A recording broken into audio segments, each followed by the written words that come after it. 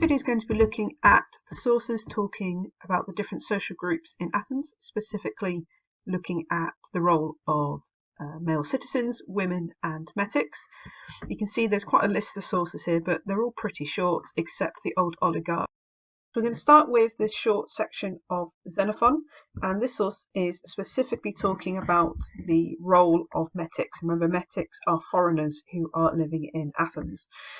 So this kind of gives you a really nice kind of Athenian view of what metics were there for, which is essentially to work for the Athenians and pay taxes. That's about it.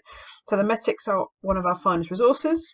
Okay, so they're useful, perform many services at no expense to the state, and they also pay this metic tax. So ultimately, they're really handy because essentially they helped with the navy.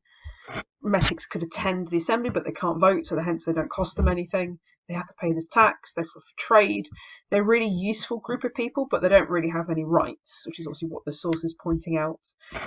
However, Xenophon does also point out that maybe they could be treating the metics a little bit better, because it could make the metics better disposed to us if we gave them the right to serve in the cavalry, so serve in the navy, not in the cavalry, and other attractive-looking privileges. So he's sort of suggesting that they should have more rights in the Athenian democracy, which shows that they don't have any rights in the Athenian democracy other than to turn up and pay a tax. So that's quite a nice, straightforward one. So we then have a couple of sources on the role of women, which is basically not to do very much, to be completely honest. So you have two sections of a play. So you've got one by Euripides and one by Aristophanes. So the Euripides Medea play is often seen as quite a feminist play because Euripides sort of seems to question the Athenian society and their treatment of women. But that is not to say that Euripides supported the idea that women should have more of a say. He just thought that maybe women weren't being necessarily treated as well as they could have been. But anyway, so in this play, the women who are speaking in the play saying that they can talk quite intelligently, but actually, here and there you may find one or two women who are not completely ignorant. So this is kind of showing an Athenian view that women were, well, not intelligent, that they didn't really understand what was going on, and they had basically no rights, which is reflected in this section of Aristophanes. Again, Aristophanes is he's not being feminist in this. He's not supporting women in terms of they should have more rights, but he's really good for showing kind of like the Athenian view of women at the time. So we have the idea that women are being criticised. Everyone has lots of bad things to say about women. We're a bad influence on men. And up here it sort of says, they're really ignorant, and they're really ignorant because they're not allowed to leave the house. They're only basically allowed to attend a couple of festivals, and also go out with their husbands. But beyond that, they weren't allowed to leave the house on their own. So again, it shows that women don't have any role in the democracy. And that's because they're not citizens in the truest sense. They are there, just have babies, to be honest. And then it sort of has a few things of women kind of having a bit of a rant about how they're badly treated. Fine. Oh, sorry, if you heard that, was my phone beeping at me.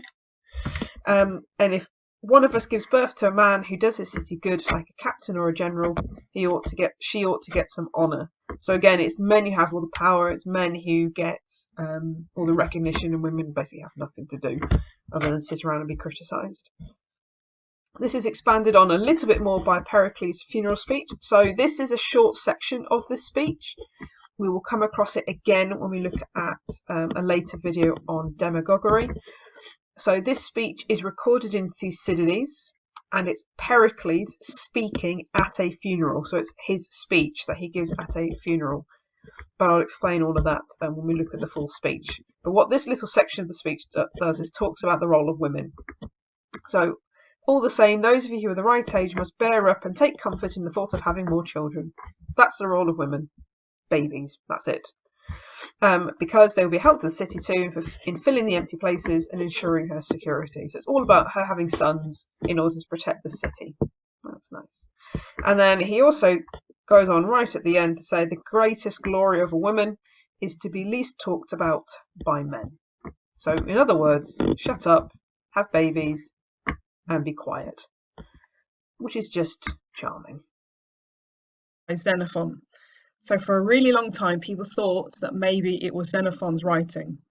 However, closer analysis does show that the style of writing does not fit with Xenophon. What might have happened is it might be one of his students. Current thinking is perhaps that it's a combination of different students, and I'll explain why a little bit later.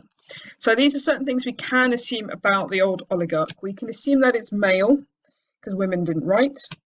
We can assume that they've been educated, therefore they're possibly from the aristocratic background, and they don't seem to be Athenian. We're not sure about that, but he doesn't seem to be Athenian by the way he writes about Athens. We do know that he was most likely contemporary, just because of his understanding of how the Athenian democracy was working. Okay, what it's really useful for is that it gives you an aristocratic view of the democracy. Now, that obviously comes with problems, as will appear in the source, but it also is really, really helpful for our understanding of how aristocrats viewed the democracy as a whole. So in the old oligarch, it basically goes into like 3 separate themes. So there's 3 sections. Section 1 is basically about how the democracy works and the role of different social groups. Talks a little bit about religion, about festivals. It sort of like just gives you like a nice overview of how the democracy was working. Section 2 is pretty much about the Athenian Empire. So that's later on in the source book under the Athenian Empire section. And then the 3rd section is basically a bit of a rant about the democracy being a little bit rubbish. And you'll notice as we read through it is that the tone and the way it's written changes across these 3 sections, which is why we think maybe it was written by 3 different students, or 1 student writing, maybe 2, we don't know. But it is quite interesting how literally the tone of voice changes quite dramatically.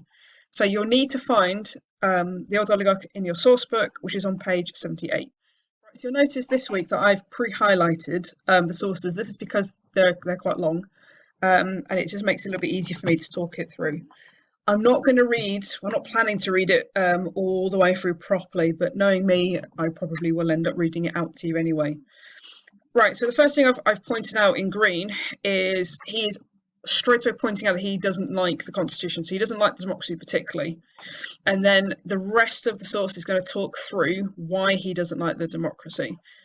Because first choice tells the second to prefer the interests of the mob to those of the respectable people. So he's pointing out here that basically the poorest in the Athenian society have the power, and that the democracy appears to be geared towards the poor people. And this is why he doesn't like it. Okay, so since this was a decision, I shall prove that even when the Greeks blah blah blah blah blah, they employing the best wins constitution. He goes off on a bit of a rant at varying different points. You'll notice there's lots of stuff to highlight. So first of all, I maintain it's appropriate in the sense the poor and the common people should seem to have more power than the rich and the noble. Okay, so he's saying the rich, it looks like the poor and the sort of the working class, etc., have the most power, because it is this class that provides the rowers for the fleet on which the power of the city is based. He's telling you why the democracy, in terms of the ecclesia in particular. So remember last week we talked about the ecclesia and how Socrates and Xenophon Memorabilia said how it's made up of all the really poor people. So this is the same basic idea. Then he goes into like a massive list of different people. So I'm going to skip all of that. Since this is so, it seems appropriate they should share in the offices of state by the processes of lot and election. So basically anybody can run to become a magistrate, and they can run by lottery to sit on the council, and that any one of the citizens who wishes should have the right to speak in the assembly. So here you have basically the power of citizens, you have the power of the poor, and you also have a little bit about the ecclesia stroke assembly. Okay, and a little bit about magistrates here when it talks about elections. Moreover, some offices can bring safely to the state as a whole when they're respectable hands. He's pointing out that actually maybe the rich should have the top titles. Sorry, lost my place. Danger when they're not. The common people do not require a share of these, and do not think they have a standard chance of becoming general or cavalry commander by process of lot, for they recognise that they derive greater benefit by not holding these offices themselves, but allowing the leading men of the state to do so. So there's an element of richer people have the best jobs, so the top magistrates like the strategoi or generals. You could use this also as part of an argument to show that maybe the Athenian democracy wasn't being particularly well participated in, that people weren't really that bothered about taking part in the assembly in terms of elections, etc., when they should have been. And then the old oligarch points out they are eager to hold all the offices which involve the receipt of money. So again, this is about participation.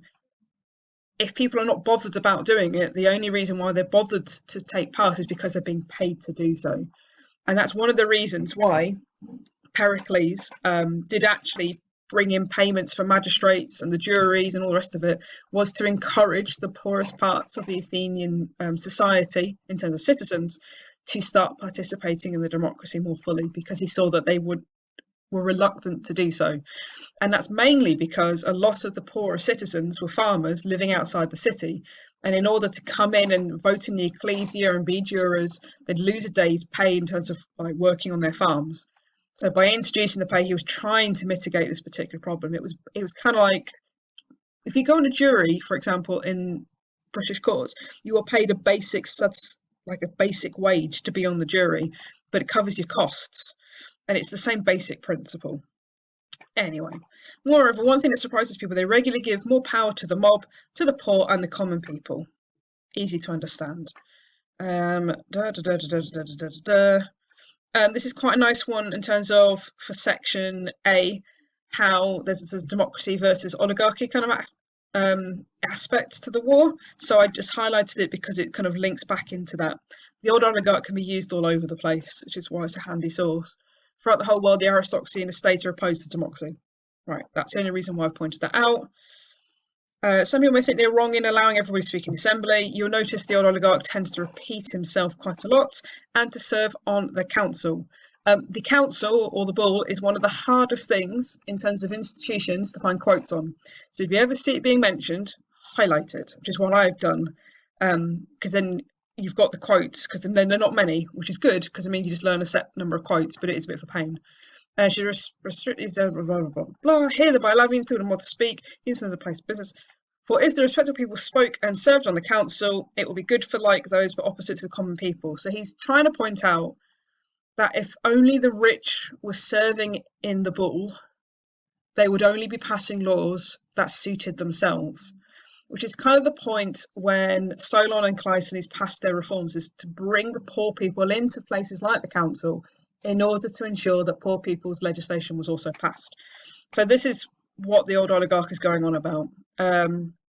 But anyway, as it is now, anyone who likes can get up and speak. So there is full-on participation. Any citizen at any point can stand up in the assembly or in the council and speak, which is really good participation. Okay, and then you'll notice he goes on a bit of a rant. I'm just going to skim through. Again, just because it mentions the council, they will not allow men to become members of the council, so that's like a positive, nor to speak in the assembly. So again, it's like it appears to be the best people. Well, maybe not the best people, but they don't allow, absolute idiots to speak. And then he changes tones, so going into wider participation. Now, for the slaves and metics in Athens, they lead a most undisciplined life. One is not allowed to strike them, so you can't hit a slave, how dare you? And a slave will not stand out of the way for you. Again, there are not many quotes on slaves, so again, if you see slaves who mentioned in sources, highlight them, same with metics. And essentially the point he's making is that the slaves are so well looked after, they look like Athenians. So if you punch a slave, you might accidentally punch an Athenian, which is obviously not great. Not that you should be punching slaves either, but you know what I mean. And that's what that's going on about. And then he keeps going on about slaves. So some people are all surprised that the Athenians allow their slaves to live in a lap of luxury. Not true. I will point out, and some need to be living magnificence, blah, blah, blah, blah, blah, blah, blah. For in a city based on naval power, the slaves inevitably work for money. They're not really slaves if they're working for money, but okay. So that we can take share of their earning and let them go free.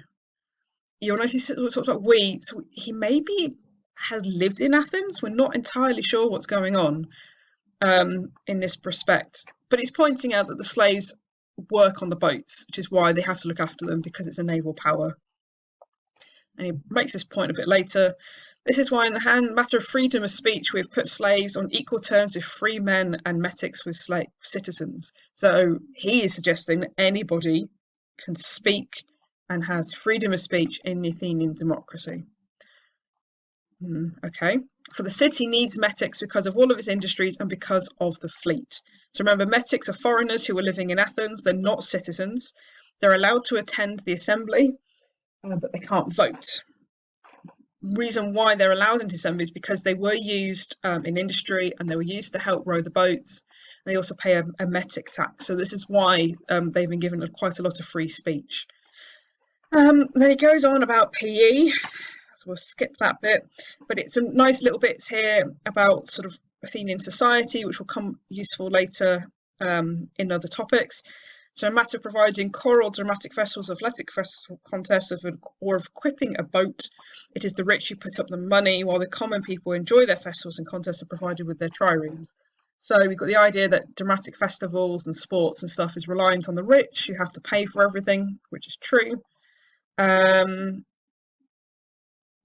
So its own wealth may grow and the rich become poorer.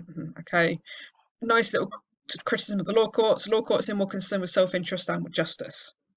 So if you think about the play by Aristophanes' Wasps, you can link that to that. Okay. Then he goes off on a bit of a tangent about oligarchies. He comes back to the democracy. When the common people make any agreement, they can always fix the blame on the individual who proposed the measure or who put it to the vote.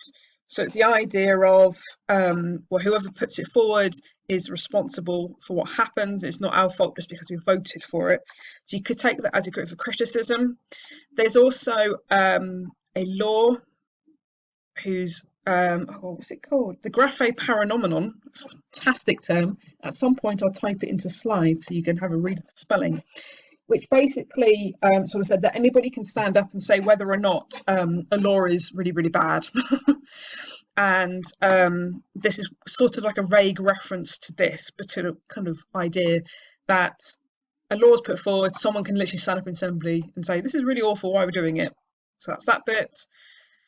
And then swiftly on, if the common people decide on a course of policy which turns out badly, they pick on a few individuals and fasten the responsibility onto them.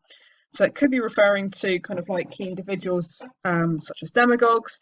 It could be referring to the concept of ostracism. We're not sure, but you could use that. It's quite vague in a couple of different places. And then, as you can see, he just goes off on a bit of a rant, to be honest. So you can have a read of that, but it's not particularly helpful, to be completely honest. So we're going to skip forward. And then, just to reiterate, he still does not approve the form of the Constitution. Just so you had forgotten, he still doesn't like it. And here are his reasons why he thinks it's a bit rubbish. So it is impossible to get business settled by the council or the assembly if you're waiting on the list. It's because it's really busy. Remember, the council and the assembly is responsible for running everything. So the council particularly sets the agenda for the assembly, and the assembly has to vote on everything. So there's like a list of business that has to go through. Coupled with that, we also have the Athenians are committed to celebrating more festivals than any of the Greek cities. So obviously, if there's a festival, you can't do anything. So not only are they overburdening the assembly and the council, they're never actually at work because of all the festivals going on. So these are quite some core criticisms. In terms of the festivals, that'll be useful for religion a little bit later. They have to judge more public and private lawsuits and examine more officials than the rest put together. The council, because it's a council, quote, has to take frequent decisions on matter of war, finance, and religion. And he goes off on a few other bits as well. So that's a really useful kind of like role of the council quotes, which I said you don't find many of them.